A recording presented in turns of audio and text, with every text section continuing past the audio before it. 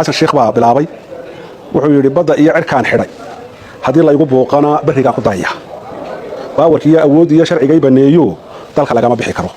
hurka iyo caleentiyo bariis sooma degi karo barya waa halkeedii baa lixoofta ma ogoli baqal faras ma gaadhee buulkiinnu yuudumi shacabkana habiimayn beenna ha isu sheegina xasan sheekh intaasoo hanjabaada ayuu yidhi cirraa markaa ka jawaabay cirrana wuxuu yidhi barashiya aqoon baa dadka lagu bilkeedaa sawtaan bakayliyo balanbaaliskaa dhigay sawnigii badheedhaha beeneeyey taadii ballanqaadkii fiisaha iyo baanahaagii sowma noqon barkumataad iyo ceeb bannaan taal bari iyo galbeed iyo soo adduunkii kuma baran bilaash xaytayaashiyo xuub caaramuu baqan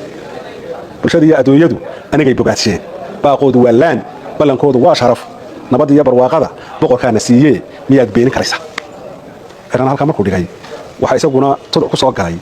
siciidani isna puntland oo markaa isagu la socdaa ciro wuxuu isna yidhi bariidiyo salaam baan bari kaaga soo diray hadba waxaan bogaadshaa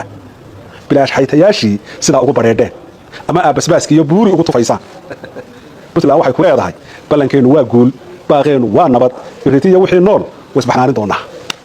inayoo la safan ciro isna intaa yidhi dee kama wada gaadhsiin karayo oo madaxda kalena way soo geli kartaayoo waxaa soo geli karaa madaxweynaha dowlad deegaanka waxaa soo geli karaa madaxweynaha jabuuti waxaa soo geli karaa madaxweynaha jubbaland dee waa la soo geli karaa waxaan isleeyahay halabuurka kale dee isaguna wuu sii cabiri karaa qaar dhexdhexaad noqon kara iyo qaar dhinac raaci karaba haddii dani raacay ciro xasan sheekhna dee waa lala soo safan karaa isagana rag baa dhinaciisa ka soo safan kara intaa kooban baan kaga baxaya wasalaamu calaykum